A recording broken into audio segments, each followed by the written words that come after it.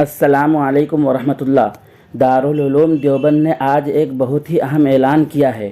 اس اعلان سے ان اعتراض کرنے والوں کو سخت جھٹکا لگا ہے جو یہ کہتے ہیں کہ دارالعلوم دیوبند میں طلباء کی صحیح تربیت نہیں ہوتی ہے۔ آئیے اعلان سماعت فرمائیں۔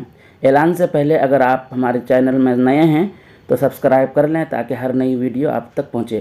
اعلان یہ ہے کہ قواعد داخلہ دارالعلوم دیوبند صفحہ نمبر 19 پر مکتوب ہے کہ نامناسب وضاقتہ اور بالخصوص داڑھی کا منڈوانا یا تراشنا عربی مدارس میں قرآن و حدیث پڑھنے والے طالب علم کے لیے ہرگز زیب نہیں دیتا۔ مذکورہ بالا حرام عمل عالم دین کی ثقافت کو مجروح اور اس کی حیثیت عرفی کو داغدار بنا دیتا ہے۔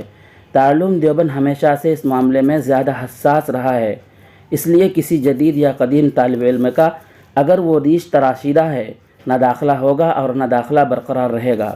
چنانچہ مجلس تعلیمی منعقدہ 14 رجب المرجب 1444 ہجری میں 4 طلبہ دارالعلوم دیوبند دورہ حدیث شریف کا اسی جرم کے مرتکب ہونے کی بنا پر اخراج کر دیا گیا۔ پھر مجلس تعلیمی منعقدہ 27 رجب المرجب 1444 میں ان تمام طلباء کے معافی نامے پیش ہوئے۔ مجلس نے ان کی معافی کو قبول نہیں کیا اور ان کے اخراج کو برقرار رکھا۔ اس لیے من جانب مجلس تعلیمی اعلان کیا جاتا ہے کہ جو طالب علم اس حرام اور سنگین جرم کا مرتکب پایا جائے گا اس کا اسی وقت اخراج کر دیا جائے گا۔